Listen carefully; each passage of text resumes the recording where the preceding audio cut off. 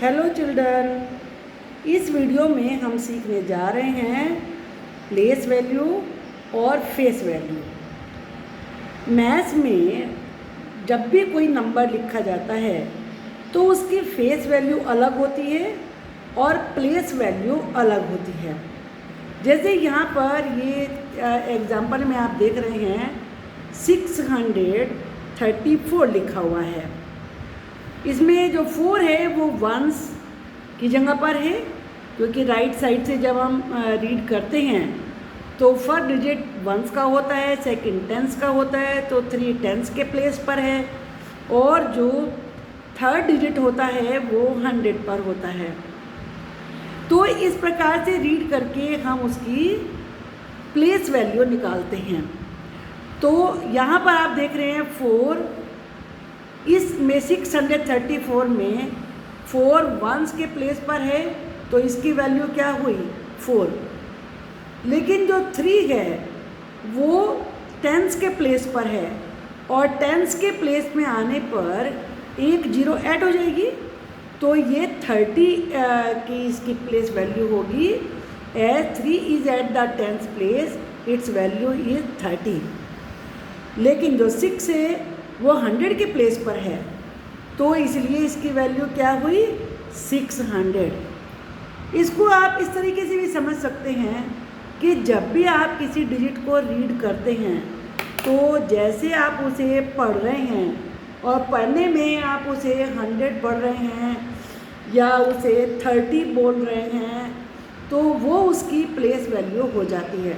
और वंस तो हमेशा वही रहता है, यानी कि फर्स्ट डिजिट तो वही रहता है, उसकी प्लेस वैल्यू फेस वैल्यू हमेशा सेम रहती है।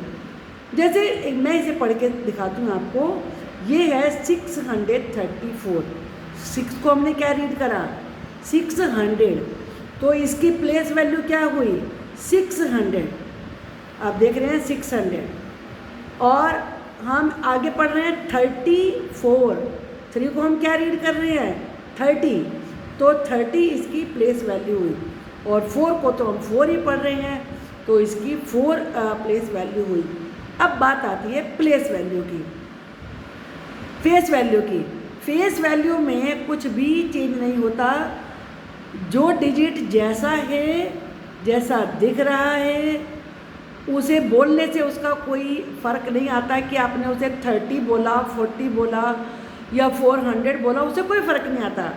इसमें 4 की फेस वैल्यू 4 है, 3 की फेस वैल्यू 3 ही है, और 6 की फेस वैल्यू 6 ही है। वो हमेशा सिंगल डिजिट में ही उसकी फेस वैल्यू होगी, लेकिन प्लेस वैल्यू वो किस जगह लिखा हुआ है इससे वो चेंज हो जाएगी। हम कुछ और एग्जाम्पल डिस्कस करते हैं इस बात को अच्छे तरीके से समझने के लिए। अब पहले हम प्लेस वैल्यू डिस्कस कर लेते हैं। तो यहाँ पर 8 की प्लेस वैल्यू 8 ही है, 4 चूँकि टेंस की जगह पर है तो इसकी प्लेस वैल्यू 40 हो गई, और ये 748 है, 7 की जो प्लेस वैल्यू है वो 700 हुई, क्योंकि ये थर्ड प्लेस पे है।